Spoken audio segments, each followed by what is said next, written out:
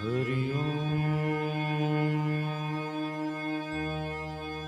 स्वस्ति श्री गणेशाय नमः। हरि ओम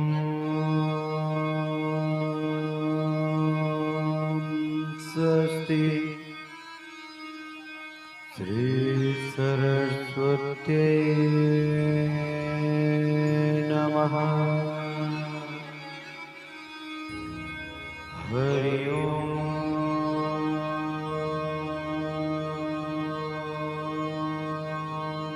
स्वस्ति श्री वेद पुरुषाय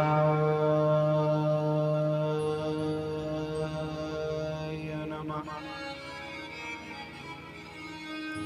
हरि ओम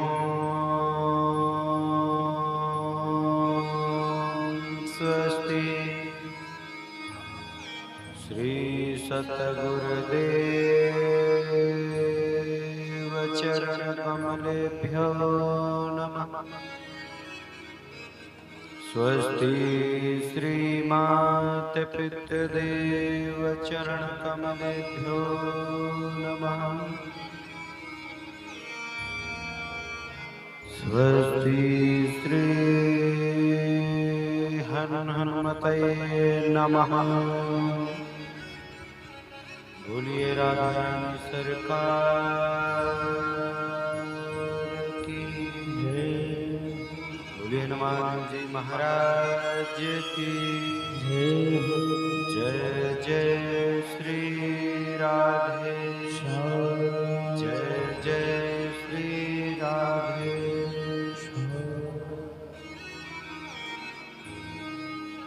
भोले बाके बिहारी लाल की जय। कल सभी लोगों ने बड़े ही प्रेम से, बड़े ही भगवत आनंद के साथ षष्ठम दिवस की कथा यानी छठवें दिन की कथा को आप लोगों ने बड़े ही प्रेम, बड़ी श्रद्धा और बड़े ही भावपूर्वक श्रवण किया। कल भगवान की दिव्य दिव्य लीलाओं के साथ, भगवान के बाल लीलाओं के साथ भगवान के ब्रिज को छोड़कर जाना, भगवान को उद्धव जी के भेजने से लेकर पुनः उद्धव जी के वापस जाना, रुक्मणी मंगल तक सभी लोगों ने बड़े प्रेम के साथ कथा को श्रवण किया। आज कथा का सप्तम दिवस है। आज सभी लोग बड़े भावपूर्वक कथा को श्रवण करेंगे, क्योंकि आज के बाद मैं आप लोगों को परेशान नहीं करूंगा। आज दिन और आप लोग हाथों को उठाएंगे और राधे राधे बोलते रहेंगे बीच बीच में। आज और अगर हम टॉर्चर कर रहे हैं, आपको लग रहा है कि हम आपको परेशान कर रहे हैं राधे राधे बुलवा के, तो आज दिन तक, आज कथा का सप्तम दिवस है। आज के बाद हम कल आपको परेशान करने नहीं आएंगे। आज कथा का विराम दिवस भी है,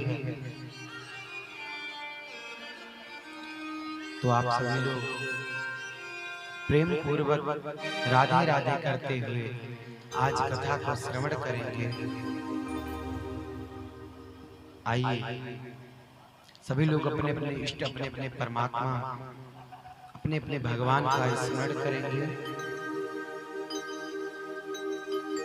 परम मंगल में परात्पर अखिलेश्वर अकारण करुणा वरुणालय भक्तवांछा कल्पतरु भगवान श्याम सुंदर नंद जी के लाडले माँ यशोदा जी के प्राण प्रिय गोपियों के हृदय में निवास करने वाले बाल कृष्ण लाल की दिव्य मांगमयी प्रतिमूर्ति श्रीमद् भागवत महापुराण,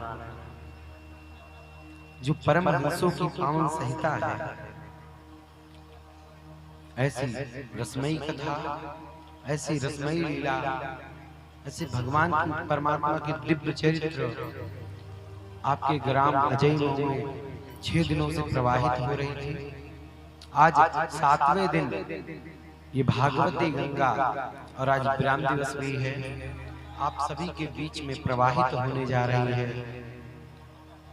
तो आज कथा का विराम दिवस है, इसीलिए सभी लोग भावपूर्वक इस भागवती गंगा में गोता लगाएंगे।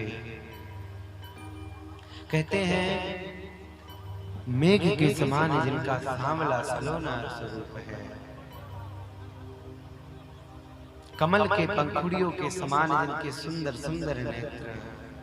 अपने अपने नेत्रों को एक बार बंद करिए और स्मरण करिए महाराज।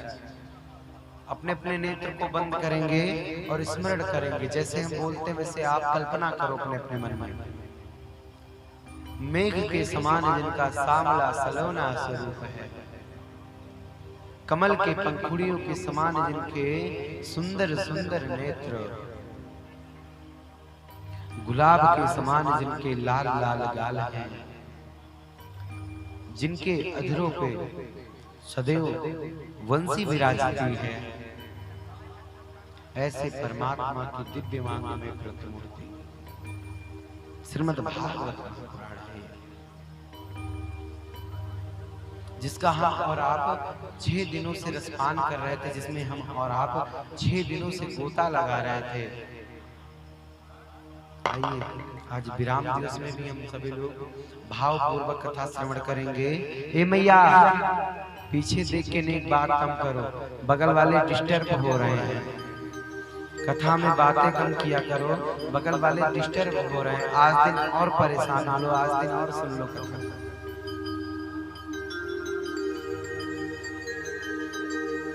हमारे सांवले सलोने सरकार के भागवत में इस परम लीला में सहयोग देने वाली है हमारी श्यामा जी, हमारी प्यारी जी। तो हम सभी लोग हाथ जोड़कर श्यामा जी के चरणों में बारंबार दंडवत प्रणाम करते हैं। और इस कलयुग में जहाँ कहीं भी कथा होती है, प्रभु के चरित्रों का वर्णन होता है, प्रभु चरित्र सुनबे को रसिया, प्रभु के चरित्रों को सुनने के रसिक अनंत बलवंत संत श्री हनुमंत लाल जी महाराज की हार्दिक कृपा पर सदैव बनी रहे। आइए हम सभी लोग श्रोताओं में मर्मज्ञ श्री हनुमान जी महाराज को भी हाथ जोड़कर निर्मल हृदय से प्रणाम करते हैं। आप सभी के हृदय में निवास करने वाले चित्तरूप परमात्मा को भी हम प्रणाम करते हैं। आइए कथा में प्रवेश करने से पहले अपने मन और वाणी को शुद्ध करते हुए भगवान नाम संकीर्तन का सहारा लें।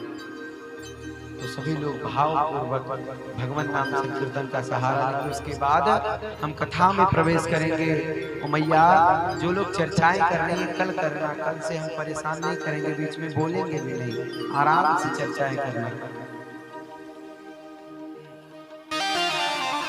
वृंदावन बिहारी लाल की जय। आइए बड़े भाव से हम सभी ठाकुर जी को मनाएंगे प्रभु नाम संकीर्तन। कैसे वो छवि लगी मैंने शाम की जब से, भई बारी में तो तब से बांधी प्रेम की डोर हमसे, नाता तोड़ा मैंने जग से। एक ऐसी पागल प्रेम की दुनिया, एक ऐसी पागल प्रेम की दुनिया। आजा जरे कोई क्या करे, आजा कोई क्या करे। मुझे मिल गया मन का मैं दुनिया जाने। हाँ मुझे मिल गया मन का मैं दुनिया जाने। गोविंद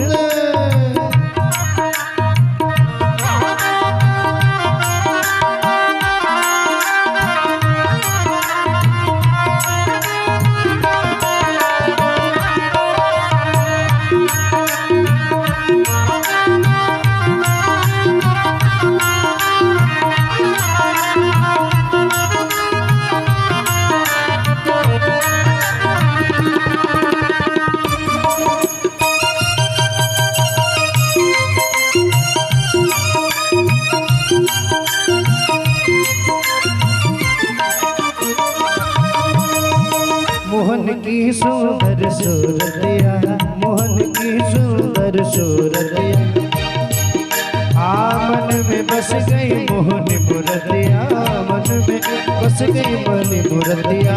लोग कहे मैं भई बबरिया, हो जाऊं अब तेरी सबरिया। ये कैसी गोड़ी प्रेम दुनिया का जाने, मुझे मिल गया मन का मेरी दुनिया का जाने।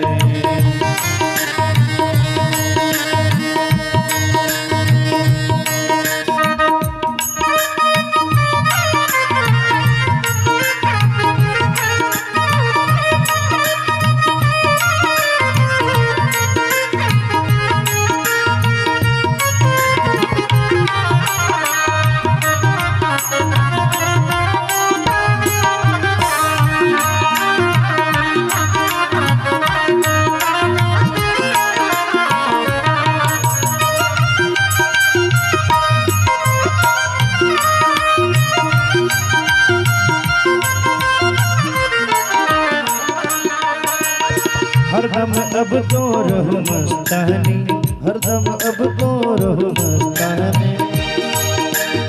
लोक लाज दीनी बिसरानी, लोक लाज दीनी बिसरानी। रूप राशि अंग अंग में समानी, हेरत रहो दीवानी। मैं गाऊं उसे के दुनिया का गाने, से के दुनिया कर क्या जाने कोई क्या जाने, क्या जाने कोई क्या जाने।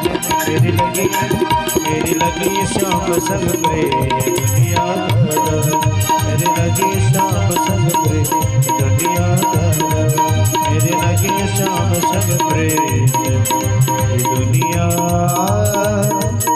क्या जाने।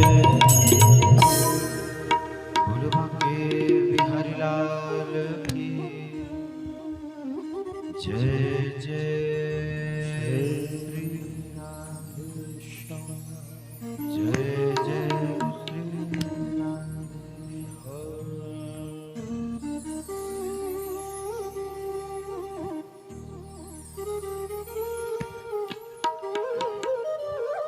श्री राम।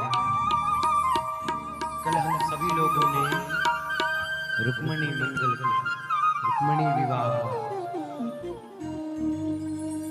सुखदेव जी कहते हैं परीक्षित, अब मैं तुम्हें एक ऐसी कथा सुनाऊंगा जिसमें धन लोभ और भोग लोभ है, और इन दोनों लोभों से मुक्त कौन करते हैं? वह है परमात्मा, आनंद कंद परमात्मा, जो आनंद सिंधु सुख राशि।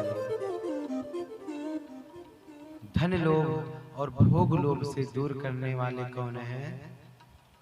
परमात्मा है। और कौन परमात्मा है? सच्चिदानंद रूपाय विश्वोत्पत्त्यादि हेतवे तापत्रय विनाशाय श्री कृष्णाय वयं नमः। जो सच्चिदानंद स्वरूप है, जो विश्व की उत्पत्ति करते हैं, पालन करते हैं, संहार करते हैं, जो हमारे तीनों तापों का नाश करते हैं, ऐसे हैं कौन? श्री कृष्णाय वयं नमः। हमारे परमात्मा वासुदेव श्री कृष्ण। तुलसीदास जी कहते हैं, जो आनंद सिंधु सुख राशि, जो आनंद के सिंधु हैं,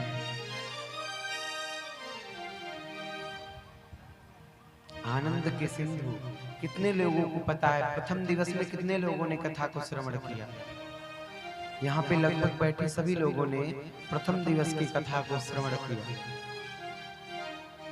जो आनंद सिंधु सुख राशि, इसका अर्थ मैंने प्रथम दिवस की कथा में आप सभी लोगों को बताया। हमें लोभ से, हमें मोह से मुक्त करने वाले कौन हैं? वो एक ही हैं। कौन? हमारे परमात्मा। तो जो आनंद सिंधु सुख राशि, इसका अर्थ है महाराज, जो आनंद के सिंधु हैं और सुख के धाम हैं, इनके पास सुख की कोई कमी नहीं, आनंद की कोई कमी नहीं महाराज। आनंद सिंधु का अर्थ है, सिंधु शब्द का अर्थ क्या है महाराज? सिंधु शब्द का अर्थ है सागर। हमारे आपके भाषा में कहते हैं समुद्र। अच्छा ये बताओ, यदि हम समुद्र में से 2 बाल्टी पानी निकाल लें तो क्या समुद्र में पानी कम पड़ जाएगा? समुद्र में पानी कम पड़ सकता है? अच्छा 10,000 लीटर निकाल लें तो कम पड़ जाएगा? तो महाराज बाहर की वस्तुओं में आनंद नहीं है, इसको जो ज्ञात कराते हैं, धन और मोह भोग, इससे जो दूर करते हैं हमारे मन को और हमें परमानंद की प्राप्ति कराते हैं, ऐसे हमारे सच्चिदानंद स्वरूप भगवान, ऐसे हमारे सच्चिदानंद प्रभु जो अकारण करुणा करने वाले हैं। कहते ना अकारण करुणा वरुणालय, जिनकी करुणा करने का कोई कारण नहीं होता, वह अकारण ही करुणा कर देते हैं। बस केवल करना क्या है, उनकी दृष्टि में बने रहना है, संतों का संग करना है। कहते संतों के संग लाग रे तेरी अच्छी बनेगी। यदि आप संतों के संग रहोगे तो आपकी अच्छी ही बनेगी, कभी आपका बुरा नहीं हो सकता महाराज। आइए आज हम बहुत ही सुंदर भाव श्रवण करने वाले हैं, जिसमें आपको धन लोभ और भोग लोभ की कथा को श्रवण करने को मिलेगा। ये कथा किसकी है? सत्राजित। ये कथा कहाँ की है? द्वारिका की। द्वारिका का एक निवासी है सत्राजित। सत्राजित। एक बार महाराज सत्राजित ने भगवान सूर्य का घोर तपस्या किया। भगवान सूर्य उनसे प्रसन्न हो गए और बोले क्या मांगो? मांगो, क्या मांगते हो?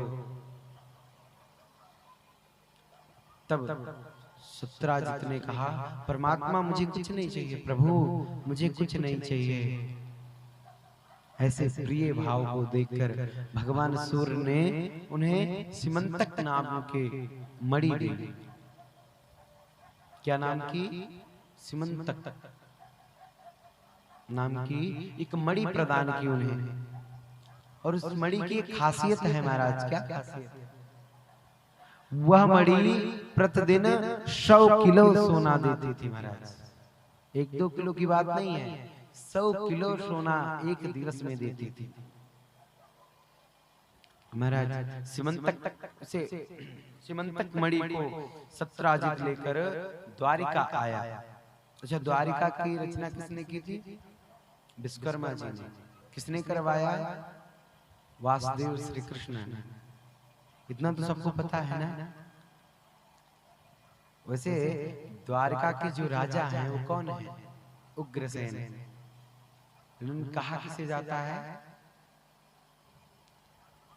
भगवान परमात्मा वासुदेव श्री कृष्ण को।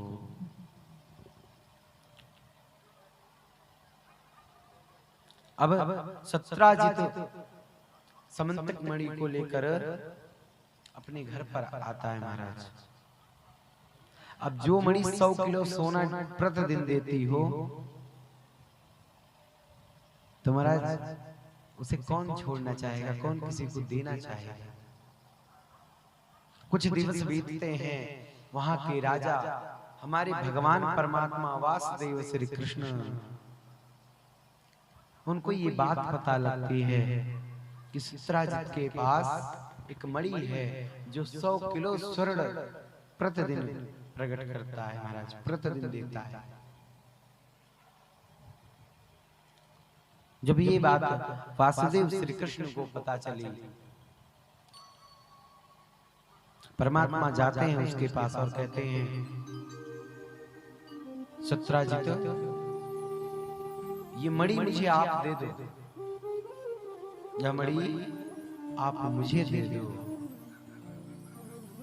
आपको जितने स्वर्ण की प्रतिदिन आवश्यकता है उतनी मैं आपको दे दिया करूंगा। और बाकी के बचे स्वर्ण से मैं द्वारका के भिन्न प्रकार के कार्यों में प्रयोग करूंगा महाराज। परमात्मा कहते हैं जो द्वारका में रहने वाले गरीब ब्राह्मण हैं उनकी सेवा हो जाया करेगी। अच्छा एक बात बताओ, आपके पास भी 5 गाड़ी हो जाए फॉर्च्यूनर, आप में से किसी के पास, आप में से किसी एक के पास 5 गाड़ी हो जाए फॉर्च्यूनर, आप बताओ कोई एक गाड़ी मांगे कि भैया आप 4 क्या करोगे, जितनी आपको हो सकता है उतनी आप रख लो, बाकी आप मुझे दे दो, क्या आप दोगे? दोगे? बताओ। हाँ भैया बोलो, दोगे?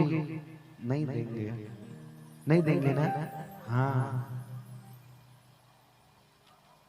उसी प्रकार से सत्राजित ने भी भगवान को मना कर दिया मणि देने से। कह रहा है मैं किसी को नहीं देने वाला, ये तो मेरी तपस्या से मुझे मिला है, भला मैं क्यों किसी को दूंगा। भगवान परमात्मा वहां से चले जाते हैं, कहते हैं विपत्ति काले मर्यादा नास्ति। जब विपत्ति हो तो मर्यादा नहीं होती है, लेकिन एक और बात है जो हमारे शास्त्र कहते हैं। क्या कहते हैं? शास्त्र कहते हैं जब किसी मनुष्य का मृत्यु या किसी मनुष्य का पतन उसके सर पे आता है ना,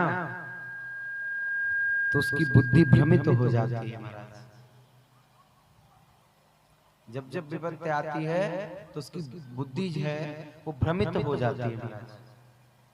आज सत्राजित की भी बुद्धि भ्रमित हो गई, भगवान उन्हें समझ गए ये पक्का लोभी है, इसका फल तो तुझे मिलेगा बेटा। यहाँ परमात्मा गलत नहीं है। कुछ लोग विचार कर रहे हैं परमात्मा को क्यों देता भला मणि, यहाँ परमात्मा के विचार गलत नहीं है, और यहाँ पे वो भी गलत नहीं है, क्योंकि वो तो लोभ में फंसा हुआ है महाराज। उसे लोभ है कि जो मणि मुझे 100 किलो सोना डेली दे रही है, प्रतिदिन दे रही है, उसे भला मैं किसी को क्यों दूं। परमात्मा वहां से वापस चले गए। एक दिन की बात है जब सत्राजित का भाई मणि को गले में धारण करता है, मणि को गले में पहनकर वह भ्रमण करने के लिए निकल गया, घूमने के लिए निकल गया।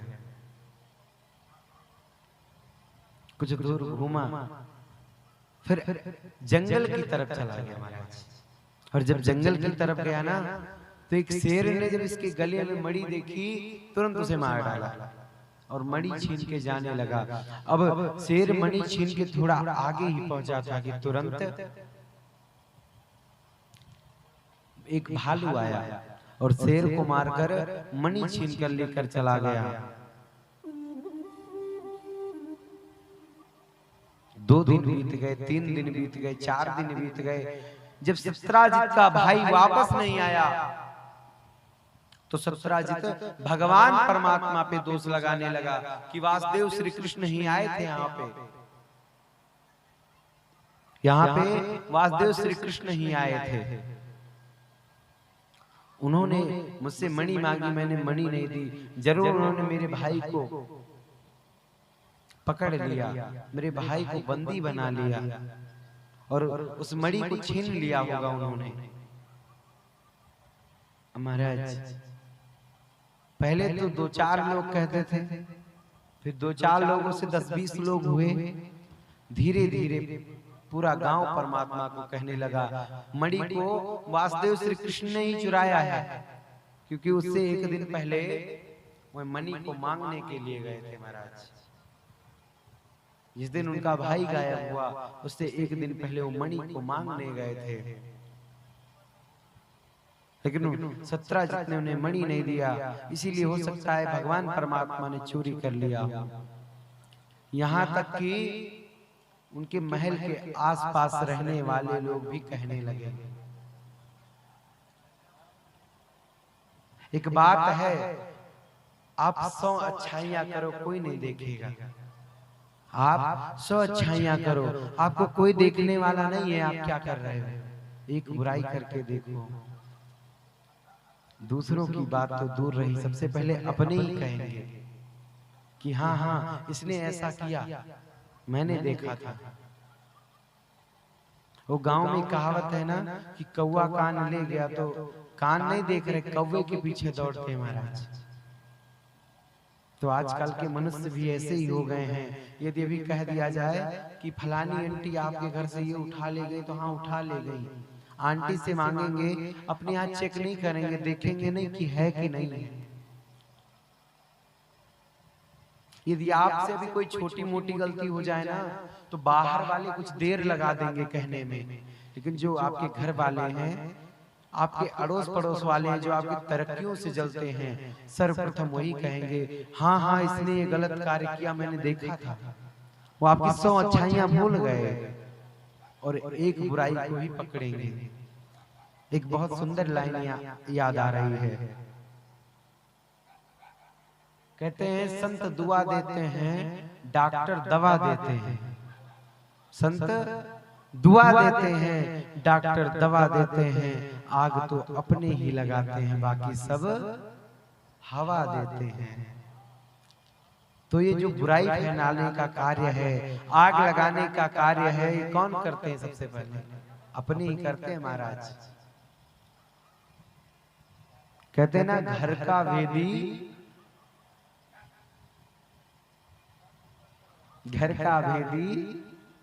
लंका ढाए। पूरा जो लंकावासी थे, पूरे लंकावासी किसके तरफ से थे? रावण की तरफ से। लेकिन एक विभीषण ने पूरे लंका वालों की सफाई करवा दी महाराज। कहते घर का वेदी लंका ढाए। वैसे तो परमात्मा की ये लीला है, उसे कुछ नहीं कहा जा सकता, लेकिन रावण के नाभि में अमृत है, ये परमात्मा को बताने वाले एक ही है। कौन है? विभीषण। महाराज आप धर्म का साथ दो, ये अच्छी बात है, लेकिन अपने भाई का साथ छोड़ दो, ये अच्छी बात नहीं है।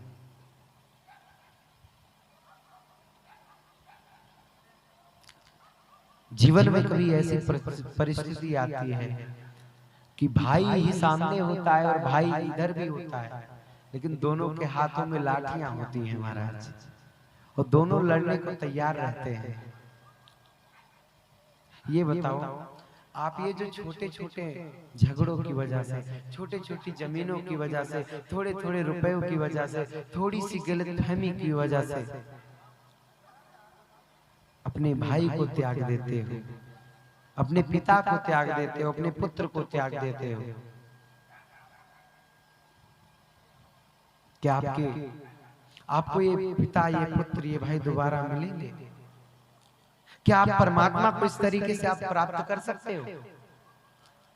आप अपने भाई का अंश खाओ, अपने भगनी यानी अपने बहन का अंश खाओ, अपने भांजे का अंश खाओ, क्या उसके बाद आपको परमात्मा प्राप्त हो सकते हैं? आप सबसे द्वेष करो, सबसे बैर करो, सबको रास्ते में चलते हो सबको पीटो मारो, कैसे आपको कभी परमात्मा प्राप्त हो सकते हैं? नहीं हो सकते। आप मोह ना करो, ये अच्छी बात है, लेकिन आप परमात्मा के बनाए हुए जो ये पुतले हैं ना, परमात्मा की सबसे बनाई हुई अनोखी चीज कौन है? मनुष्य। और आप जब अपने भाई से ही द्वेष करोगे, इन मनुष्यों से ही द्वेष करोगे, अच्छा बताओ, आप अभी फुल्का बनाओ रोटी और उसे कोई गड़बड़ बोले तो आपको बुरा तो लगता ही होगा। आप बड़ी मेहनत करके गर्मियों में यदि चूल्हे पे भी आपको खीर बनाना हो, आप खीर को बना के रखो और कोई आए टेस्ट करे और बोले इसमें थोड़ा कमी है, आप बोलो क्या इसमें अगर आप थोड़ी देर इसको और पकाती तो अच्छा बनता। अरे महाराज, हम इतना गर्मी में थक के किसी तरह से बनाए हैं और आप आए इसमें कमी निकालने लग गए। तो भगवान कहने का तात्पर्य यही है, अगर भगवान के बनाए हुए किसी वस्तु से आप घृणा करोगे, किसी वस्तु से आप द्वेष करोगे, किसी वस्तु को आप प्रताड़ित करोगे, भगवान के बनाए हुए इस जीव को आप प्रताड़ित करोगे, तो क्या आप परमात्मा आपको मिलेगा? कभी नहीं मिल सकता महाराज। एक बार दोनों हाथों को उठाएंगे और बोलेंगे क्या? देखो, हम प्रतिदिन यही कहते हैं, आज तो कथा का विश्राम दिवस है, इसलिए फिर से यही कहेंगे, आवाज व्यास जी के कानों तक नहीं है। आप लोग को पता है व्यास जी को सुनाई कम देता है, पता कि नहीं पता? सच बताना। और दिखाई भी कम देता है, इसीलिए केवल आवाज हम सुन पाते, ये नहीं देख पाते आपने हाथ उठाया कि नहीं उठाया। इसलिए पूरे पूरे हाथों को उठाएंगे और बोलेंगे क्या? हाँ, अब आवाज सुनाई दी, अब दिखने भी लगा।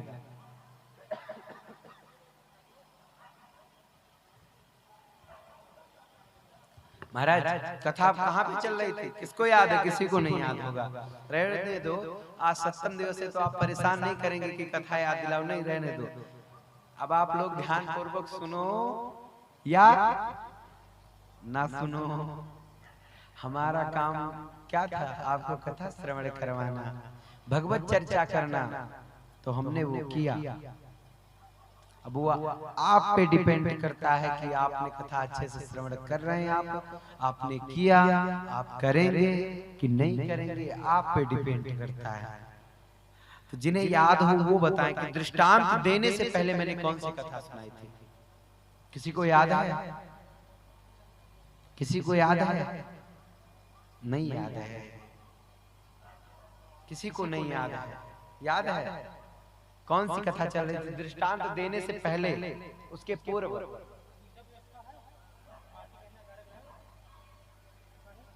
किसी को नहीं याद महाराज। उससे पहले जो कथा चल रही थी वो ये थी कि सत्यराजित का जो भाई था ना, वो मणि को पहन के जंगल की तरफ जाता है और जंगल में जाके उसको शेर ने मार दिया, शेर को भालू ने मार के मणि को ले लिया। और इधर परमात्मा को सभी लोग दोषी ठहरा रहे हैं, यहाँ तक कि महल के बगल वाले लोग भी यही कह रहे हैं कि हाँ, कृष्ण ने मणि चुराई होगी, कृष्ण ने ही मणि चुराई होगी, क्योंकि ये इतना स्वर्ण धारण करके घूमता रहता है हरदम। अच्छा, ब्रिजवासियों ने कभी ऐसा नहीं कहा। भगवान को ब्रिजवासी कभी दुख नहीं पहुंचा सकते, लेकिन आज द्वारिकावासी भगवान को दोषी ठहरा रहे हैं। हाँ, भगवान ने मणि को चोरी किया है महाराज। अब भगवान परमात्मा निर्णय लेते हैं युद्ध करने के लिए नहीं, पूरी सेना को इकट्ठा करते हैं। अब उस मणि को जब तक हम ढूंढ के नहीं लाएंगे, वापस अपने राज्य में नहीं आएंगे, वापस हम राज्य में नहीं आएंगे महाराज। परमात्मा मणि ढूंढने के लिए जाते हैं, जंगल में गए, कुछ दूर पे उन्हें सत्यराजित के भाई के शव मिला। सत्यराजित के भाई का शव मिला महाराज। कुछ और आगे गए, उन्हें बाघ मरा हुआ दिखाई दिया, पड़ा है, शेर पड़ा हुआ है मरा हुआ। अब महाराज आगे किधर जावे कुछ पता नहीं। तभी उन्होंने देखा भालू के जाने के पंजे के निशान बने हुए हैं, निशान के पीछे पीछे परमात्मा जाते हैं। उन्होंने देखा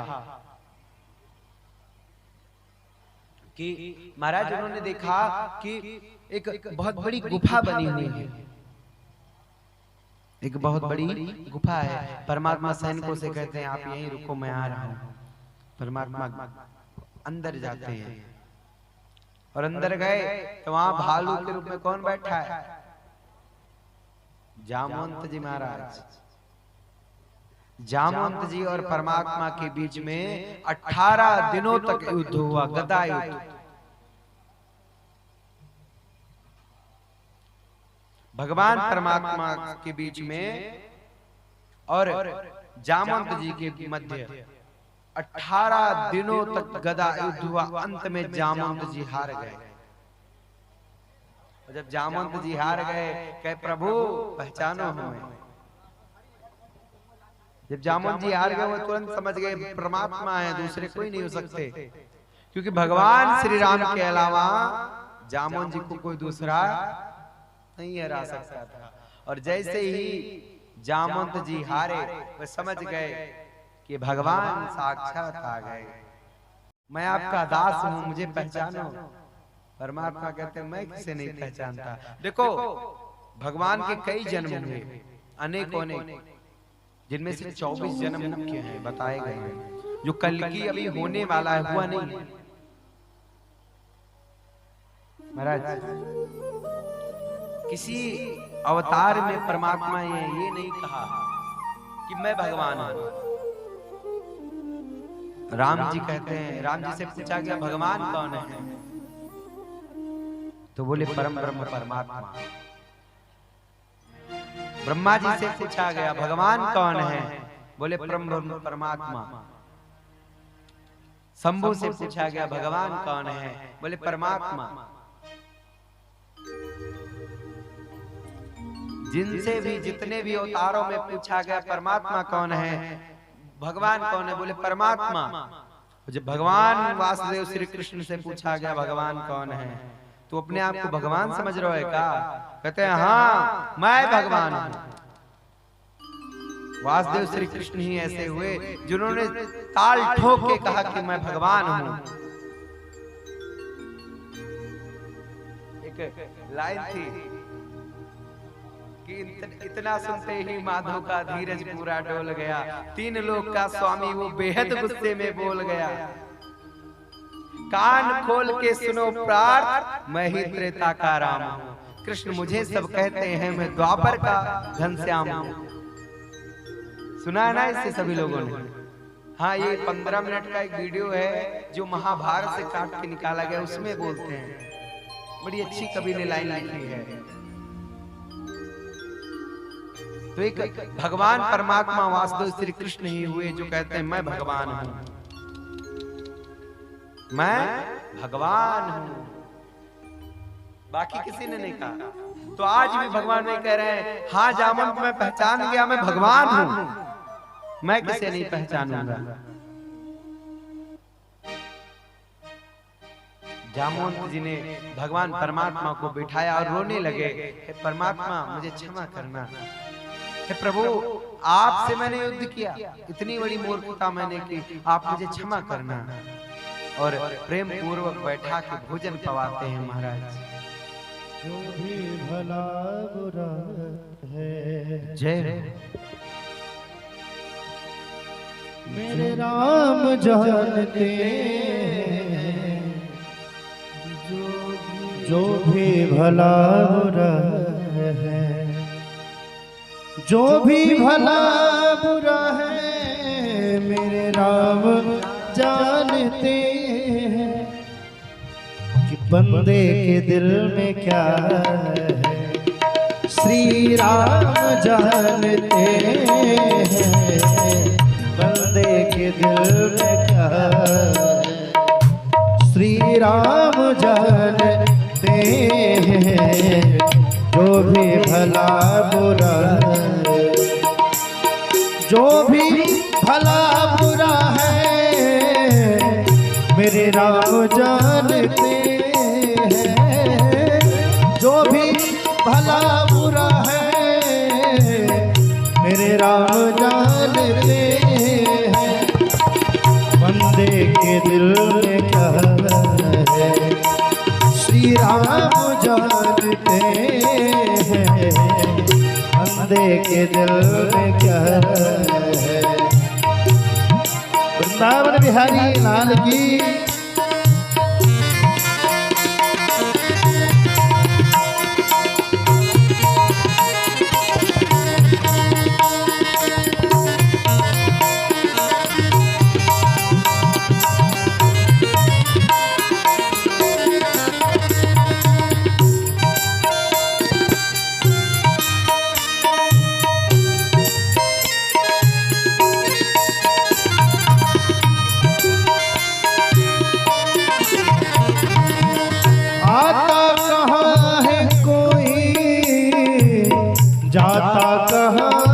कोई, आता कहाँ है कोई, जाता कहाँ है कोई। क्योंकि अरे युग युग से इस गति को, युग युग से इस गति को श्री राम जानते हैं।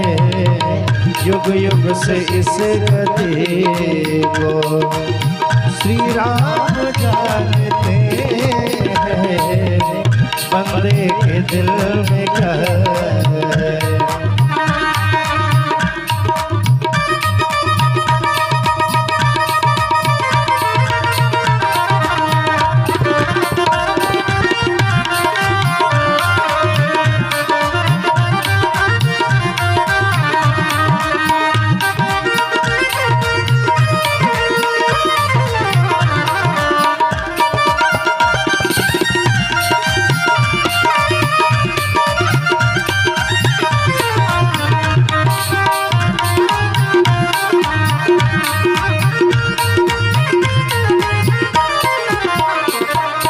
और कहा परमात्मा से जीवन में कुछ छुपा नहीं।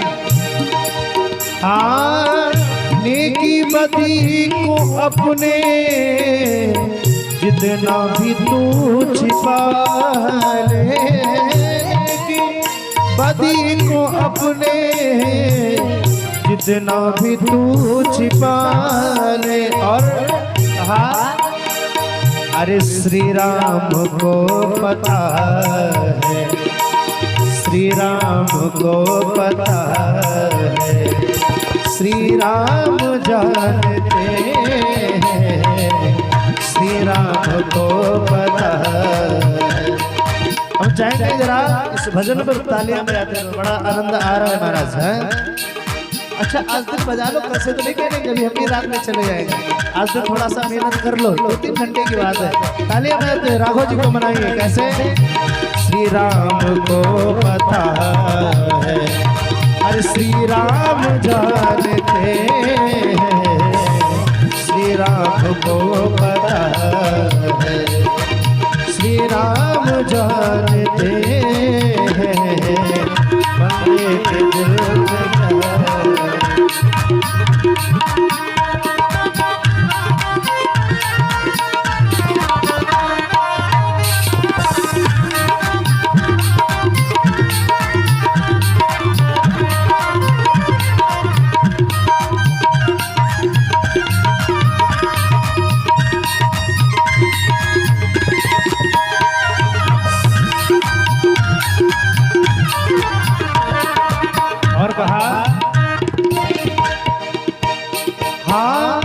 किस्मत के नाम को तो सब जानते हैं, लेकिन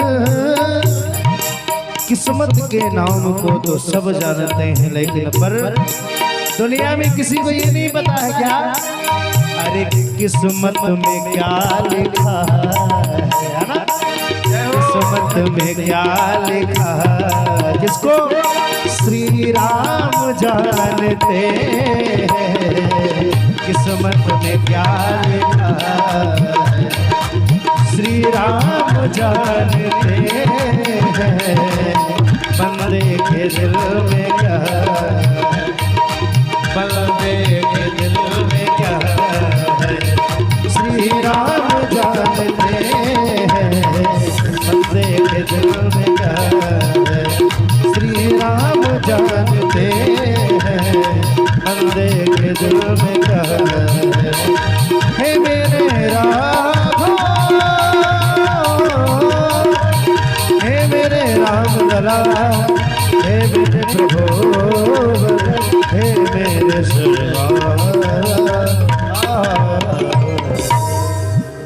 वृंदावन बिहारी लाल की जय हो। तो बंदे के मन में क्या श्री राम जानते, बंदे के मन में क्या मेरे श्याम जानते हैं, बंदे बंदे के मन में क्या है भगवान जानते हैं। भगवान परमात्मा जानते थे कि जामवंत जी के मन में जो मेरे लिए भाव है ना, वो भी परमात्मा के लिए नहीं था, लेकिन अब जो भाव है वो परमात्मा के लिए है, यानी मेरे लिए है। अब जामवंत जी बड़े ही प्रेम के साथ भगवान परमात्मा को भोजन खवाते हैं। परमात्मा को भोजन को पा रहे हैं, मंद मंद मुस्कुरा रहे हैं महाराज। जामवंत जी ने हाथ जोड़ के प्रार्थना किया, प्रभु आपसे एक बात कहें, मना तो नहीं करोगे ना? बोले बिल्कुल नहीं जामवंत जी, बोलो क्या कह रहे हैं।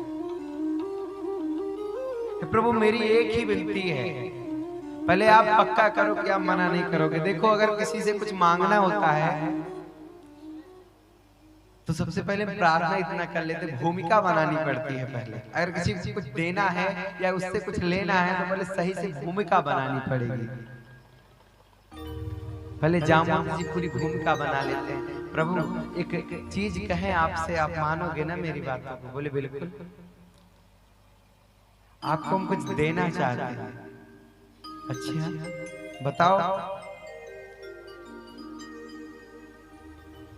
आप स्वीकार तो कर लोगे ना?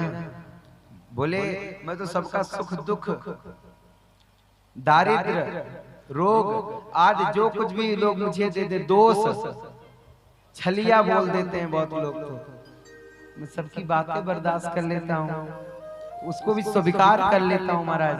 तो आप भी जो दोगे मैं उसे स्वीकार अवश्य करूंगा।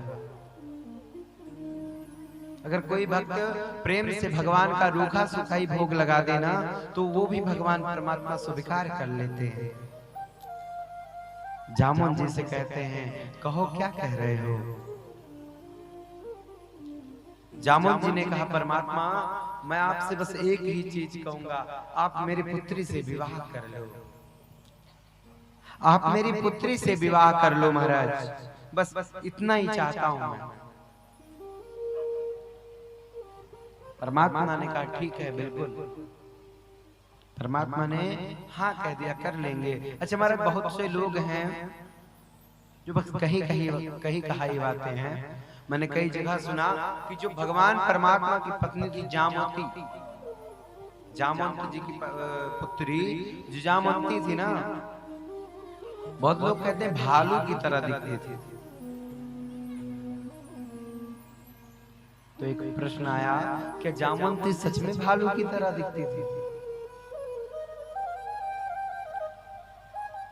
हो सकता है महाराज, ऐसा हो सकता है। मैंने आज तक अध्ययन नहीं किया इस चीज का कि हाँ वो भालू जैसी थी। मैंने तो जितना अध्ययन किया उसके हिसाब से, मैंने जो अध्ययन किया उसमें तो मैंने यही पढ़ा है कि जामवंती जी जो थी वो परम सुंदरी थी, परम सौंदर्य, परम सुंदरी थी। वो बड़ी दिव्य दिखती थी। और देखो हमारे परमात्मा जिसे स्वीकार करते हैं तो स्वरूप देख कर नहीं करते महाराज, वह किसी का स्वरूप देख के नहीं करते हैं। अच्छा एक बात बताओ, क्या आप लोग सुंदर हो?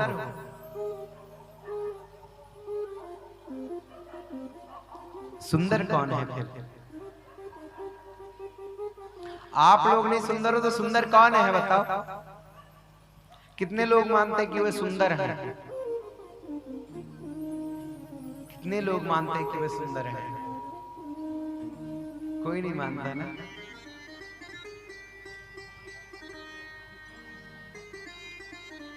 महाराज सुंदर कौन है? कहते जिनका हृदय साफ है, जिसके हृदय में परमात्मा निवास करते हैं, वो सुंदर है महाराज। वो सुंदर नहीं है जो चेहरे पे क्रीम पाउडर पोत ले उसके बाद आ जाए महाराज। या बहुत लोग गोरे बहुत होते हैं, तो गोरा दिखना सुंदरता नहीं है। अच्छा कपड़ा पहनना सुंदरता नहीं है महाराज। अच्छा खाना भी सुंदरता नहीं है। और ये क्रीम पाउडर मुंह पे पोत लेना भी सुंदरता नहीं है। जो सुंदरता है ना वो एक ही चीज है। अब महाराज जी कुछ लोग कहेंगे तो पंडित जी हम क्या अपने आप श्रृंगार करना भी बंद कर दें?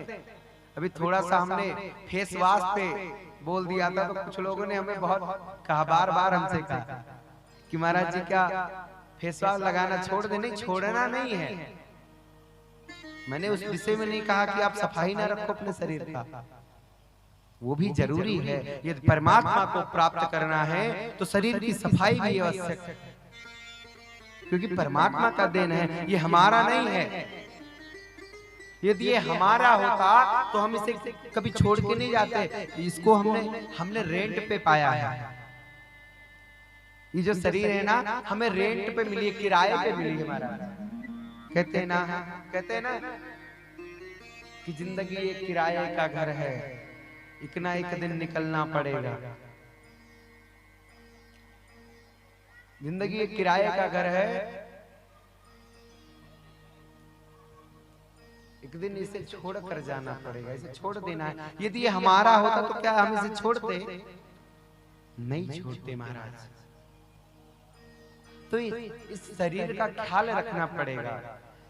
ये किराए पे मिला है। अगर हम कहीं बाहर रहते हैं तो अगर यदि किराए पे रूम को लेते हैं तो उसकी सफाई की विशेष ध्यान रखते हैं, नहीं तो मकान मालिक है ना वो कभी माफ नहीं करेगा। तो इसलिए इस शरीर का विशेष ध्यान रखिए, लेकिन इतना ज्यादा मत रखिए कि भगवान को ही भूल जाए। शरीर का ध्यान रखो, ये अच्छी बात है, लेकिन परमात्मा को भूल जाओ ये बहुत ही अच्छी बात नहीं है। ये बहुत ही अच्छी बात नहीं है महाराज कि आप परमात्मा को भूल जाओ, आप परमात्मा को त्याग दो। तो इसीलिए मैं इस विषय में नहीं बोला कि आप अपने मुख पे क्रीम पाउडर ना लगाओ, खूब लगाओ, भर भर के लगाओ, जितनी आपकी इच्छा उतनी लगाओ, अपनी सुंदरता बढ़ाओ। लेकिन असली सुंदरता क्या है इस विषय में जानो, असली सुंदरता को पहचानो। एक अंधे के सर एक मनुष्य था जिसके मुख में दाने बहुत निकले हुए थे, इतने बड़े बड़े फोड़े पड़े हुए थे। कुछ बच्चे उसका मजाक उड़ा रहे थे। एक बार भैया उसके विवाह वाले आए, बोले लड़का तो कुरूपवान है, इसका विवाह कैसे करेंगे? वो बड़ा उदास हुआ और सरयू में स्नान, सरयू में छलांग लगाने जा रहा था महाराज। बोला मेरा विवाह नहीं होगा। कलयुगी मनुष्य का यदि विवाह ना हो रहा हो तो सबसे बड़ी परेशानी उसका यही विवाह है। अगर विवाह नहीं हो रहा है तो फांसी लगा लेंगे, पिताजी अगले वर्ष तक हमारा विवाह हो जाना चाहिए। ऐसा हम नहीं कह रहे, पता चले शॉर्ट वीडियो काट के पिताजी तक भेजी जाए। आजकल के कलयुगी मनुष्य कहते हैं कि पिताजी अगले वर्ष तक हमारा विवाह हो जाना चाहिए। यदि आपने हमारा विवाह नहीं करवाया तो अगले दिन आप देखोगे जहर की डिबिया खुली और सीधे वो खाएंगे नहीं, बस धमकी दे रहे हैं। और विवाह करेंगे तो इसी से करेंगे, दूसरी वाली नहीं चाहिए मुझे, यही वाली चाहिए, दूसरी नहीं चाहिए हमें, विवाह इसी से करना है। तो महाराज उसको भी विवाह, जैसे उसका विवाह टूटा उसे बड़ा कष्ट हुआ, और जब उसे कष्ट हुआ वो नदी में छलांग लगाने के लिए गया। परमात्मा तुरंत प्रकट हो गए, वरुणदेव प्रकट हुए। बोले क्या हुआ, अपना प्राण के लिए त्यागने जा रहे हो? बोले प्रभु सब लोग मुझे कुरूप कह के चिढ़ाते हैं।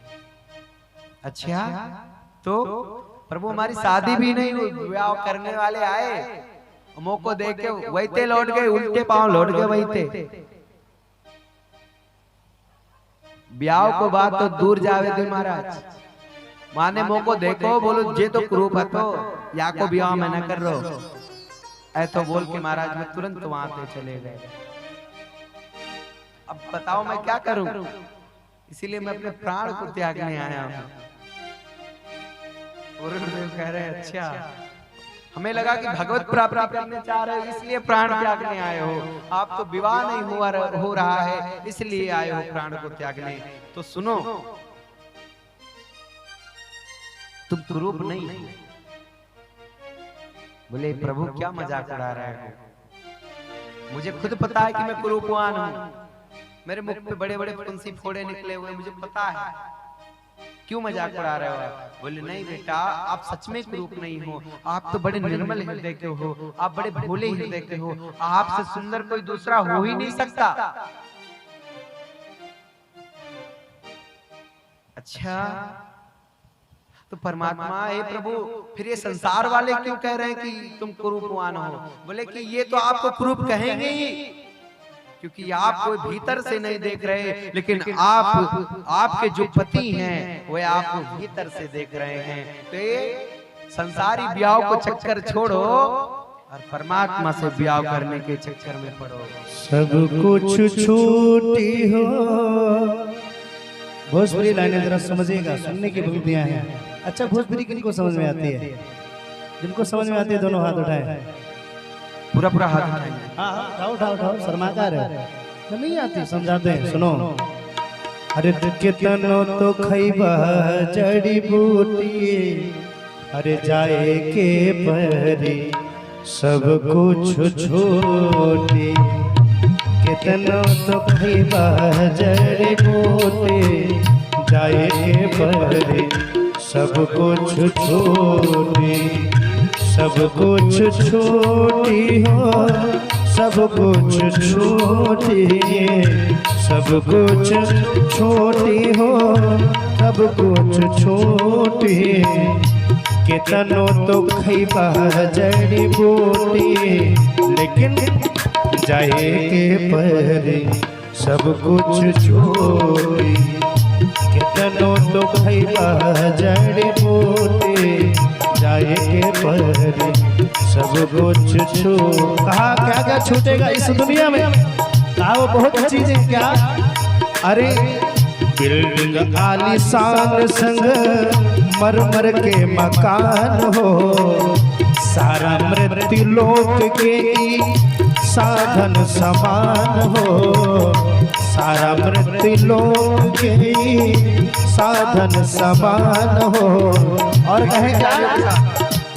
अरे जाए नहीं साथे कौड़ी फूटी, जाए के परे सब कुछ छोटी। कितनो तो खैबा जड़ी बूटी, जाए के परे सब कुछ छोटी। मुझे राजन जी महाराज जो ग्राम कथा के बड़े सरल प्रवक्ता हैं, आप लोग सुने होंगे, राजन जी महाराज को सुने नहीं? तो ऐसे महाराज बिहार के रहने वाले हैं। का हो खैबा की ना, बोलबा की ना। महाराज राम कथा अवधी भाषा है, इसलिए अवधी भाषा में लोग बिहारी भाषा में समझाते हैं। कैसे? पहली वसुंधरा कौनो 10 शीश के, पहली वसुंधरा कौनो 10 शीश के, नाही कौनो चक्रवर्ती अवनीश के, सास के डोरी जहिया टूटे। कौन सी? अम्मा समझ में आ रहा है? समझ में आ रहा कि नहीं? अच्छा, जिनको समझ में आ रहा दोनों हाथ उठा के बताएं। हाँ, 1 2 3 4 5 6 7 40 करोड़ 80 करोड़ 90 करोड़ महाराज बड़ी जनसंख्या है। जय हो। कहेंगे सुंदर सी लाइन है क्या? अरे सांस के डोरी जहिया टूटे, जाए के परे सब कुछ छोटी। सांस के डोरी जहिया टूटे, जाए के परे सब कुछ छोटी। और कहे शाश्वत सत्य, शाश्वत माने राम जी का नाम। अरे शाश्वत सत्य बस एक राम नाम जी, शाश्वत सत्य बस एक राम नाम जी। गौरी शिकारी के बस। आदरणीय पूंजी गौरी गौरांगी जी का आपने नाम सुना होगा, ये उन्हीं का भजन है, बड़ा प्यारा। हाँ, गौरी शिकारी के बस यही सेवा काम जी। और कहे राम भक्ति के हो नाही लोटे, जो राम जी की भक्ति नहीं लूटेगा ना तो उसके साथ क्या होगा, इस भजन में सब पता चला है कि नहीं। जाए के परे सब कुछ छोड़ी सास के डोरी जहिया टूटे जाए के परी सब कुछ छोड़ी जाए के परी सब कुछ छोड़ी कितनो दुख जड़ी बूटी जाए के परी सब कुछ छोड़े। बोलिए भागवत भगवान की। अब महाराज वरुण देवता कहते हैं कि आप तो मन से बड़े सुंदर हो और परमात्मा ये तन नहीं देखता महाराज, आपका मन देखता है। मोहि कपट छल छिद्र न भावा निर्मल मन जन सो मोहि पावा। कल मैंने इस चौपाई की व्याख्या की थी। परमात्मा कहते हैं मुझे कपटी नहीं भाते, ये बगुला भक्ति मोको बिल्कुल ना है पसंद। कौन सी भक्ति पसंद है महाराज? मोको तो सरल व्यक्ति पसंद है, निर्मल मन वाले व्यक्ति पसंद है। ऐसे ही माइक को बढ़िया ऐसे, हाँ क्या बात है, टी टी कर रहा है। पहले संगीत देने की कोई आवश्यकता ही नहीं है इसमें, तो ये टी पी वैसे करता रहता है, पी पी टी। क्या बात है, पूरे भाव को खराब कर दो आप। मत बुलाओ। राधे राधे। आज लगता है फिरंगी भैया ऐसे टीपी बजाएंगे। अंतिम दिवस है, सप्तम दिवस है, विराम दिवस है। हम सोच रहे थे थोड़ा भावपूर्ण चलता तो हमारे भैया आज सेट ही नहीं करेंगे। ताली भी बजवा दीजिए आपके लिए। अरे भैया पंखा कूलर हर जगह चलता है, थोड़ा संभाल के सेट किया करो। भाव चला जाता है फिर कुछ देर लगता है उसको वापस लाने। कहते हैं निर्मल मन जन सो मोहि पावा। अब ऐसे भाव जाता है, भूल जाना पड़ता है सब। मोह कपट छल छिद्र न भावा। मुझे कपट बिल्कुल नहीं पसंद है, दिखावटी चेहरा बिल्कुल मुझे नहीं पसंद है महाराज। मुझे पसंद क्या है? कह रहे हैं जिसका मन निर्मल है, जिसका हृदय निर्मल है। निर्मल का अर्थ जो किसी की निंदा ना करता हो, किसी की चुगली ना करता हो, किसी को परेशान ना करता हो, चोरी ना करता हो, जिसके अंदर कपट ना हो कि अब पास जाए तो पड़ोसी को गिरा के मारे, उनका सारा धन छोड़ ले। कुछ लोगों में तो कपट बहुत होता है महाराज। पड़ोसी बढ़े जा रहे हैं तो पड़ोसी कैसे बढ़े जा रहे हैं, क्यों बढ़े जा रहे हैं, इनको गिराने का कोई तरीका सोचो। ये नहीं सोच रहे। अगर इतना ही आपको जलन हो रही है तो महाराज कपट अंदर मत प्रकट करो। यदि पड़ोसी 2 कमरा बनवा रहा है तो आप 4 बनवाने का प्रयास करो, तब तो माने कि आपको जलन हुई। और आपका जलन ऐसा होता है, पड़ोसी 2 कमरा बनवा रहा है तो ऐसा कुछ करो कि 2 कमरा भी न बनवा पाए। मतलब स्वयं का तो कोई उपाय ही नहीं है और दूसरे के भी कार्यों में हस्तक्षेप करते रहो। उसी प्रकार से महाराज भगवान कहते हैं ऐसे कपटी जो दूसरों के बारे में द्वेष रखते हैं, ऐसे मुझे बिल्कुल नहीं पसंद। वरुण देवता कहते हैं लेकिन आप तो बड़े भोले हो, आप मेरे प्रिया प्रीतम जी को बहुत पसंद आओगे। आप ये मत सोचो आपको कोई लाइक नहीं करता। मेरे प्रिया प्रीतम जी है ना, वो आपको बहुत लाइक करते हैं, बहुत पसंद करते हैं। आप अपने मन को साफ रखिए।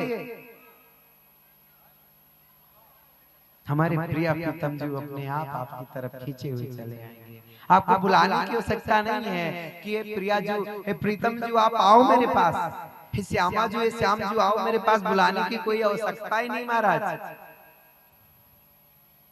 उनको पाने का एक उपाय है, वो है निर्मल मन।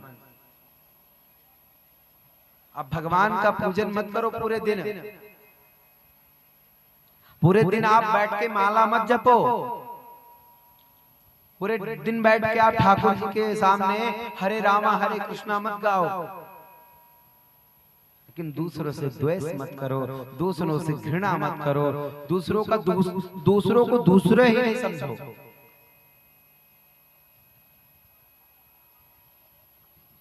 पूरे भारतवासी हमारे भाई बहन हैं। यदि हमारे भाई बहन आगे बढ़ रहे हैं, ये अच्छी बात है महाराज, और हम उनसे द्वेष कर रहे हैं, ये बहुत ही अच्छी बात नहीं है।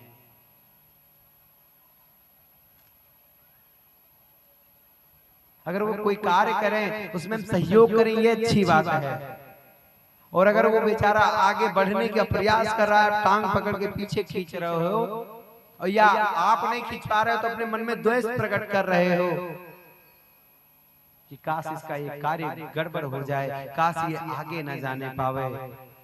तो महाराज, किसी का सहयोग करना अच्छी बात है, लेकिन किसी का सहयोग भी ना कर पाओ और पैर पकड़ के पीछे खींचना, ये बहुत ही अच्छी बात नहीं है। वरुण देवता कहते हैं आप प्रिया प्रीतम जी से विवाह करो, वो आपसे अवश्य विवाह करेंगे। अपने मन को, अपनी बुद्धि को, अपने हृदय को प्रिया प्रीतम जी के प्रेम में रमण करो, प्रिया प्रीतम जी से जोड़ दो, प्रिया प्रीतम जी से विवाह करवा दो अपने बुद्धि का। अच्छा, बुद्धि का विवाह प्रिया प्रीतम जी से कैसे होता है? कैसे होता है? दिन भर बैठे रहो, राम राम राम राम राम, पड़ोसी का घर न बन पाए, राम राम राम राम राम राम राम, टिंकू के पापा गाड़ी लाए हैं, कल ही पंचर हो जाए और परसों एक्सीडेंट हो, बात ही खत्म हो जाए तो ज्यादा अच्छा है, राम राम राम। पूरे दिन ऐसे जपने से काम नहीं होना है। या बैठ जाओ हनुमान जी के पास, हनुमान जी तो कलयुग के देवता हैं, कुछ लोग बोलते हैं, सबको पता भी है। कहते हैं इस कलयुग में दो ही खंभा, दो मजबूत खंभे हैं जो हमें सब कुछ दे सकते। कौन कौन? एक महावीर बजरंग बली और दूसरी मां जगत जननी अम्बा। इस कलयुग के दो ही खंभे हैं महाराज, एक अम्बा और एक हनुमान जी महाराज।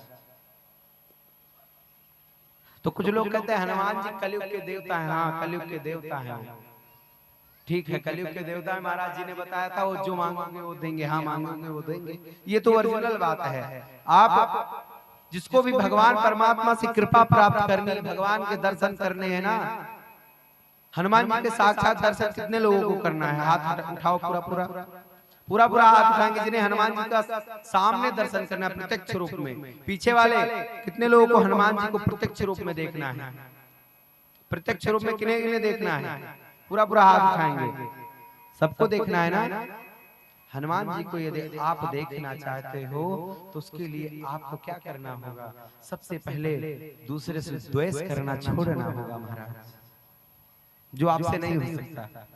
आपसे ही नहीं, हमसे भी नहीं हो सकता, क्योंकि हम भी तो कलयुगी मनुष्य हैं। हम त्रेता से थोड़ी आए हैं, द्वापर से थोड़ी आए हैं, सतयुग से थोड़ी आए हैं, हम भी कलयुग के हैं। तो जब तक महाराज परमात्मा को प्राप्त करना है, हमारे मन से द्वेष नहीं खत्म होगा, हमारे मन से गलत भाव नहीं खत्म होगा, तब तक हनुमान जी नहीं मिलेंगे। और यदि हनुमान जी के प्रत्यक्ष रूप में दर्शन करने हैं तो मैं आपको एक समय देता हूं, 9 से 11, रात्रि में 9 से 11 कुछ का आसन लगा लीजिए। पहले वहां पे चौका लगाइए, फिर आसन लगा लीजिए, उस पे कुछ का रेड लाल कलर का वस्त्र धारण करिए। 9 से 11 के बीच का बात है पूरा, उसके बाद नहीं होगा। उसके बाद रेड कलर का वस्त्र धारण करिए, मस्तक पर हो सके तो महावीरी धारण करें। जो पुरुष ब्रह्मचर्य का पालन करते वही केवल महावीरी का धारण करें, बाकी सभी लोग लाल चंदन मस्तक पर धारण कर लें, रोली धारण करें और उसके आसन पर बैठ जाएं। प्रतिदिन नियमित रूप से 90 दिनों तक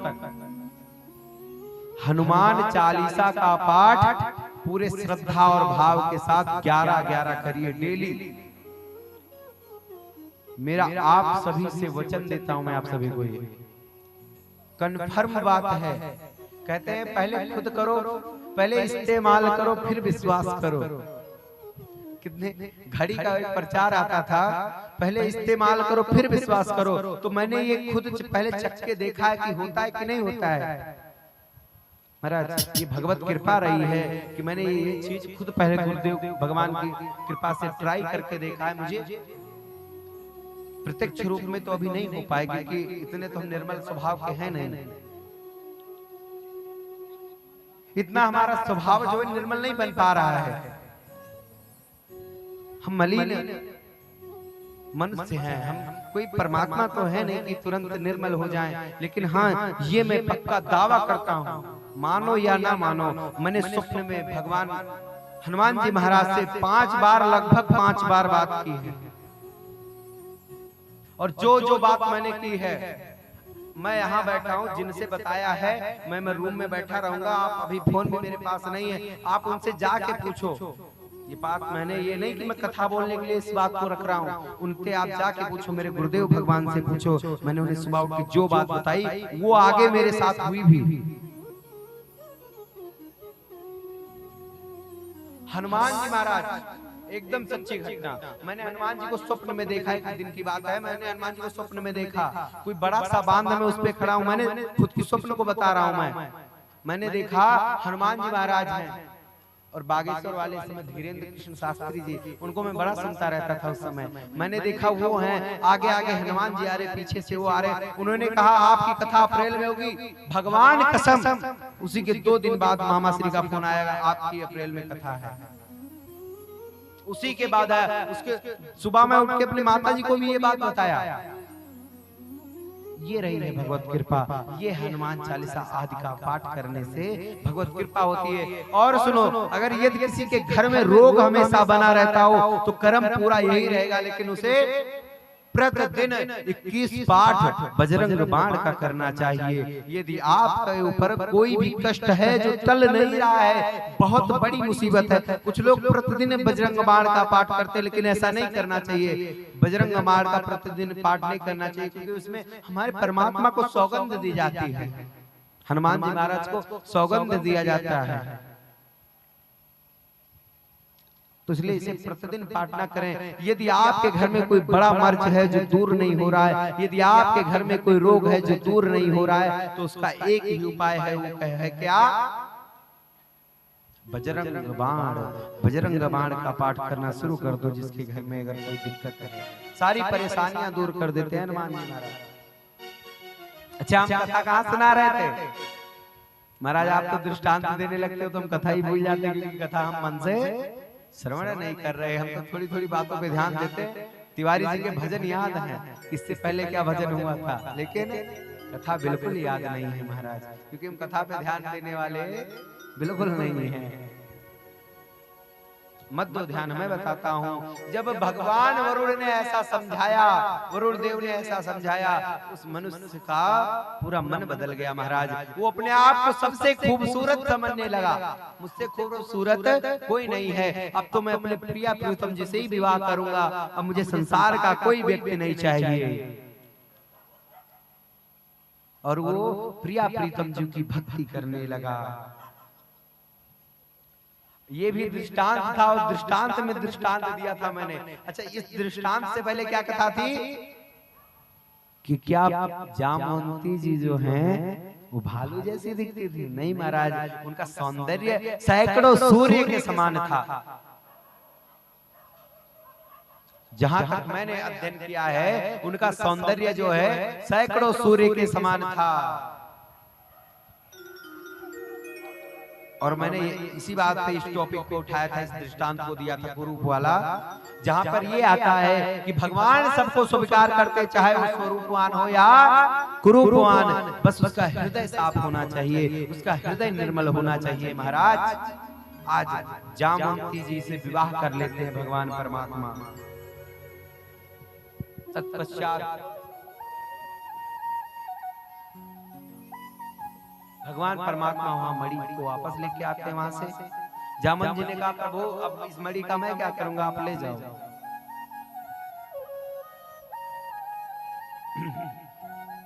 सत्राजित को मणि लाके परमात्मा वापस देते हैं। पूरे नगरवासी क्षमा मांग रहे हैं, प्रभु क्षमा कर दो, हमसे गलती हो गई, मैंने आपको चोर कहा, मैंने आप पे दोष लगाए, मैंने आप पे दोष लगाया, प्रभु मुझे क्षमा कर दो, प्रभु गलती हो गई। पूरे नगरवासी, पूरे महल के अगल बगल रहने वाले सब माफी मांग रहे हैं परमात्मा से।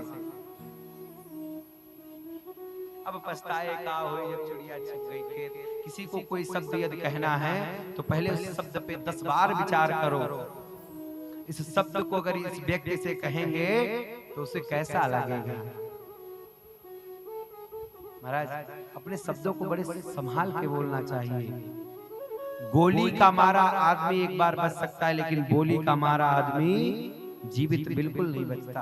अगर वो जिंदा बच भी जाता है तो मर मर के जीता है महाराज। इसलिए अगर आपको कुछ बोलना है तो बड़ा सोच समझ के बोलिए, क्योंकि तर्कस से निकला हुआ बाण और हमारे मुख से निकली हुई बोली कभी वापस नहीं आती।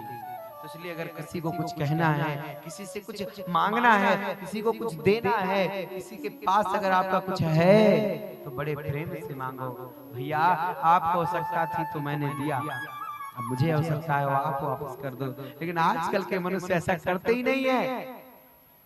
भैया आपने मुझे जब आपके पास था दिया, अब मेरे पास जब कभी होगा तब मैं भी वापस कर दूंगा। अगर आपसे कोई धन उधार लेने आएगा तो यही कहेगा आज तो कल ले लेना, और लेने के बाद क्या करेगा?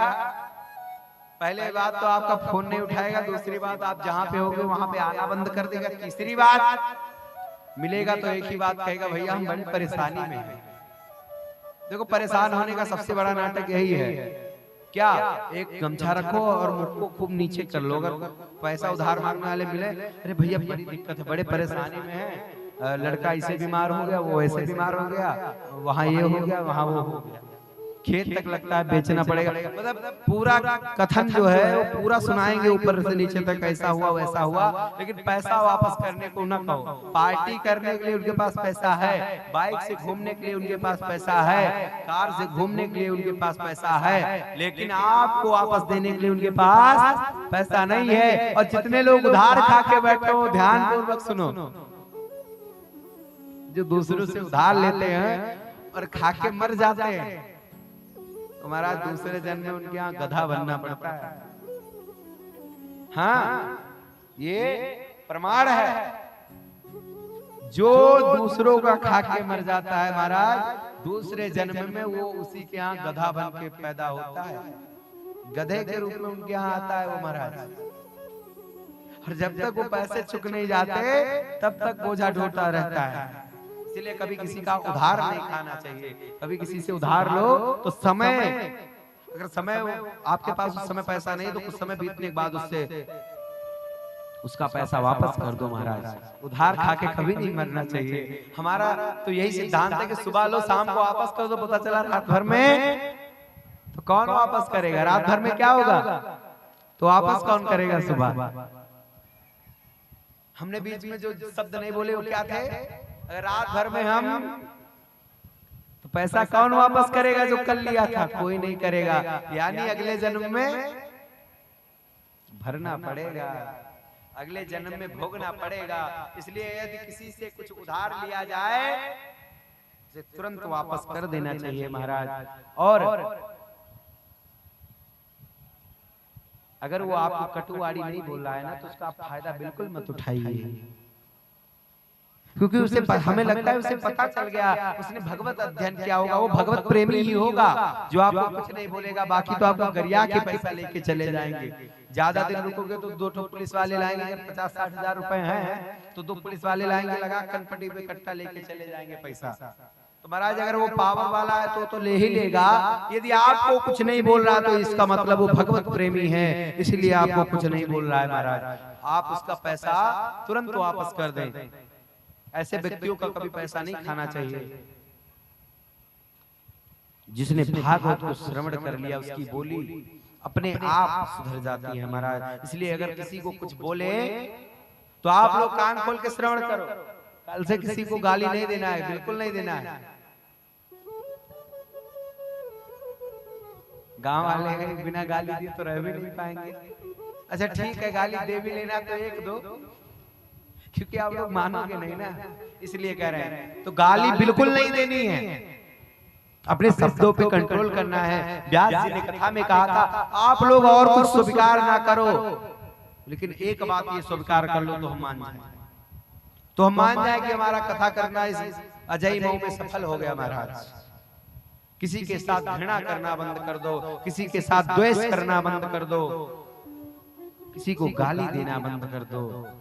यदि सामने वाला 1-2 गलती करता है ना तो उसे 1-2 बार माफ करो, लेकिन एक बात और सुन लो, बार बार माफ भी मत करो। बार बार माफ मत करो।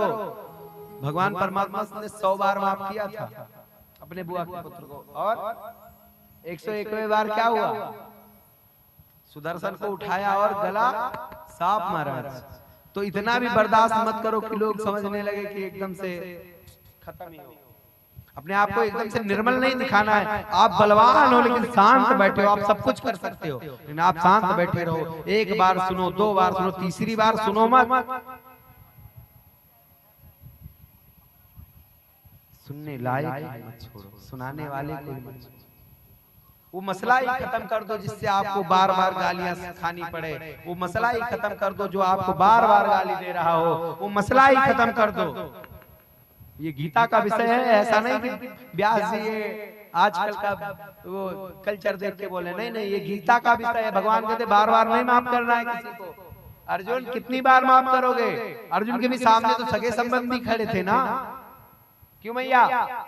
अर्जुन के सामने कौन खड़ा था? सगे संबंधी खड़े थे। तो इसीलिए भगवान कहते कितनी बार माफ करोगे इन्हें, बताओ। जब अधर्म बढ़ने लगे तो आप धर्म की तलवार उठाओ और गर्दन साफ कर दो महाराज।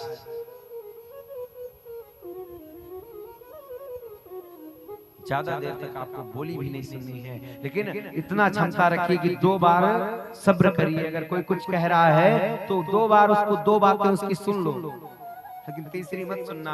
और उसको बता देना कि भगवत चर्चा थी, मेरे ऊपर भगवत कृपा थी, मैंने भागवत कथा को श्रवण किया, इसलिए आपको 2 बार मैं छोड़ रहा था। या तीसरी बार तुम नहीं बचोगे। तीसरी बार यदि गाली देते हो तो थप्पड़ खाओगे तुरंत, क्योंकि हम गाली देके अपना मुंह गंदा नहीं करना चाहते, सीधे थप्पड़ देना जानते हैं। भगवान परमात्मा के भक्त हैं, वासुदेव श्री कृष्ण के भक्त हैं। अच्छा, राम कृष्ण में कोई अंतर नहीं है, कोई अंतर नहीं है। राम कृष्ण 2 एक हैं, अंतर नहीं निमेष, दोनों एक हैं। लेकिन एक बात आती है, भगवान श्री राम क्या सिखाते हैं? मर्यादा पुरुषोत्तम भगवान श्री राम हमें क्या सिखाते हैं? मर्यादा में रहते कैसे हैं। लेकिन जो वासुदेव श्री कृष्ण है ना, ये सिखाते कि मर्यादा में दूसरों को कैसे रखते हैं। एक ने सिखाया क्या? मर्यादा में रहना कैसा है। दूसरे ने सिखाया मर्यादा में रखना कैसा है महाराज। तो कृष्ण में एक ही बात सिखाते हैं। भागवत जी, देखो भागवत जी में ऐसा कोई विषय नहीं है आपको किसी को मारो पीटो, लेकिन भागवत जी में ये भी विषय नहीं है कि आप बार बार किसी को माफ करते रहो। कृष्ण हमें सिखाते हैं कि ज्यादा देर तक किसी की बातों को बर्दाश्त नहीं करना है। जितनी आपकी क्षमता है उतना ही सहो, 2 बार सहो, 3 बार सहो, इससे ऊपर मत सहो। ज्यादा मधुरवाणी। अब महाराज जैसे ही भगवान परमात्मा ने मणि को लाकर सत्यराजित को वापस किया, सत्यराजित शर्मिंदा हो गया। अरे मैंने भगवान परमात्मा को ऐसा कह दिया। एक दिन वो भगवान के पास आता है, प्रभु आपसे मेरी एक बहुत बड़ी प्रार्थना है। बोले बताओ। आप मेरी पुत्री से विवाह कर लो, मैं चाहता हूँ आप मेरे जमाता बन जाओ, आप मेरे दामाद बन जाओ। हे प्रभु अगर आपने ऐसा नहीं किया तो संसार वाले मुझे जीने नहीं देंगे, मुझे बाहर नहीं निकलने देंगे घर से। आप तो सब कुछ समझते हो। अब भगवान परमात्मा ने एक और विवाह कर लिया। ये तीसरा विवाह है भगवान परमात्मा का। कितना? पहला विवाह रुक्मिणी जी के साथ, दूसरा जामवंती के साथ, तीसरा किसके साथ होने वाला है? सत्यभामा। तीसरा विवाह सत्यभामा के साथ होता है महाराज।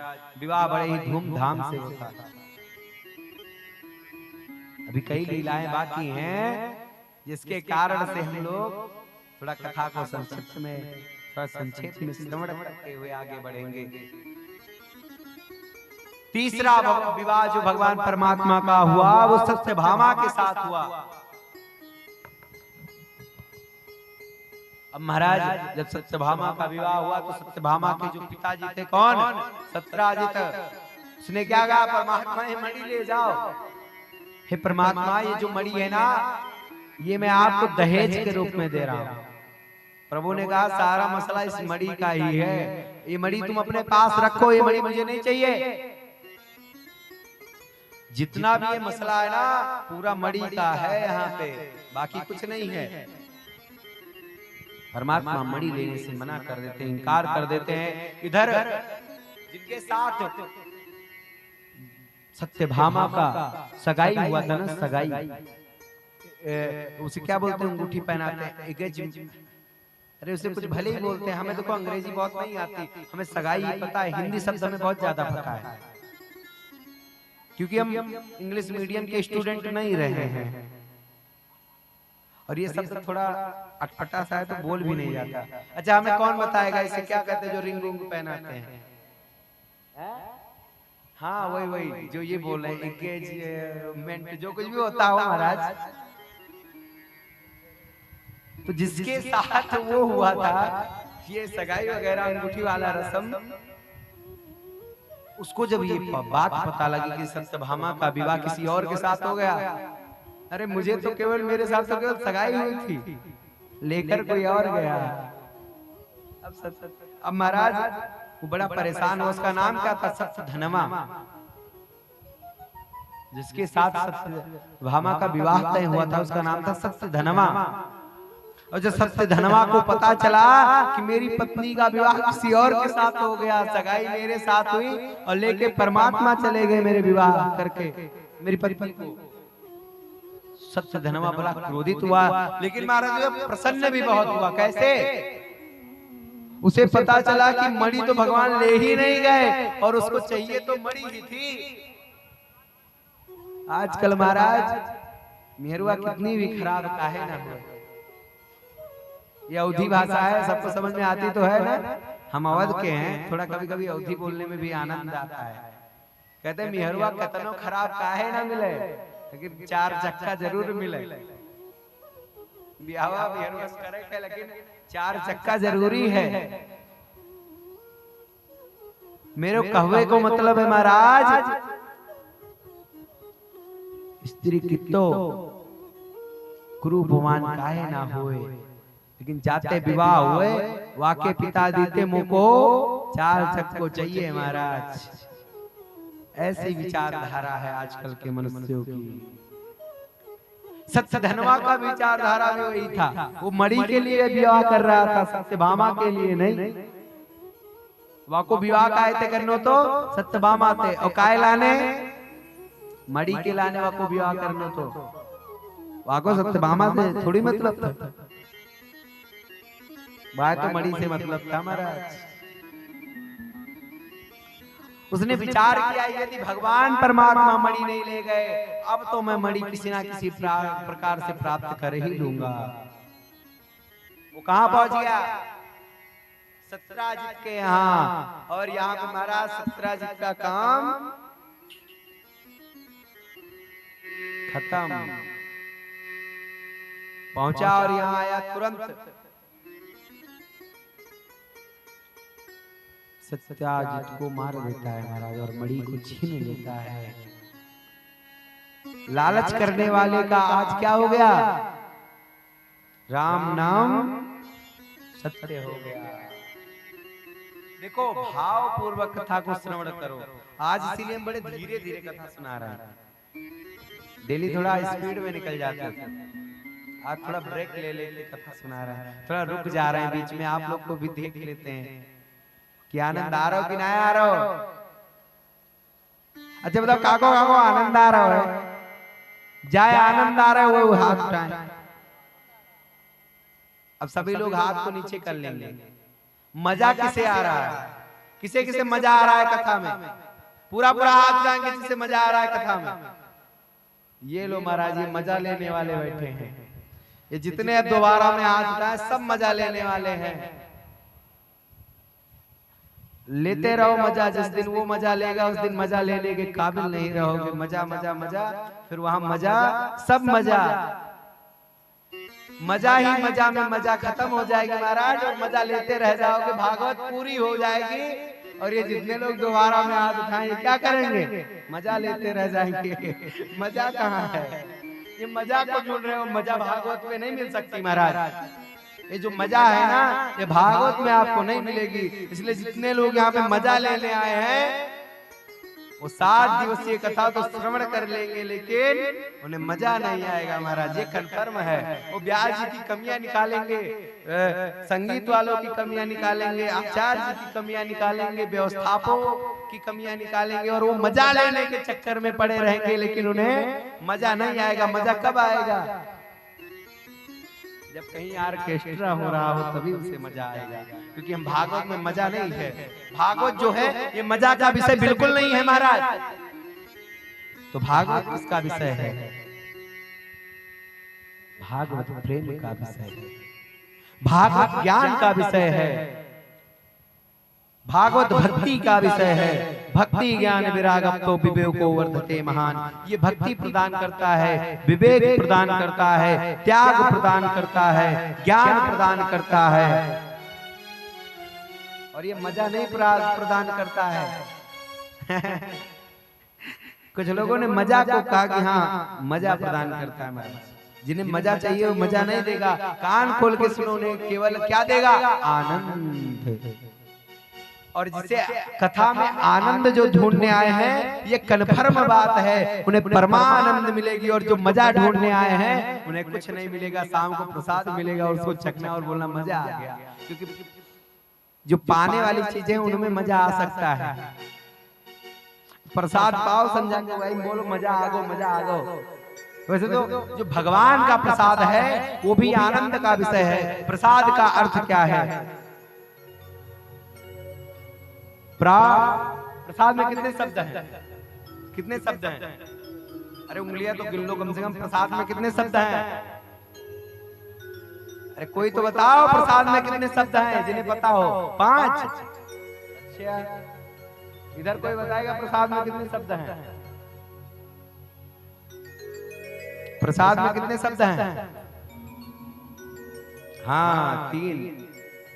प्रसाद, प्रसाद। और प्रसाद का अर्थ क्या है महाराज? पता चले आपको शाम को प्रसाद मिले, उसमें आप मजा ढूंढने लोग। व्यास जी ने कहा था प्रसाद को खा के मजा ढूंढना, तो चलो उसमें मजा ढूंढते हैं। देखो बाहर की वस्तुओं में ढूंढना, हमारी चीजों में नहीं। जो यहाँ हमारे परमात्मा की रखी हुई चीजें उनमें मजा मत ढूंढो। हमारे परमात्मा की जो वांग में प्रतिमूर्ति है भागवत, उसमें मजा मत ढूंढो। हमारे परमात्मा के जो पूजन पाठ भजन आदि हो रहे उसमें मजा मत ढूंढो। हमारे परमात्मा के प्रसाद में मजा मत ढूंढो।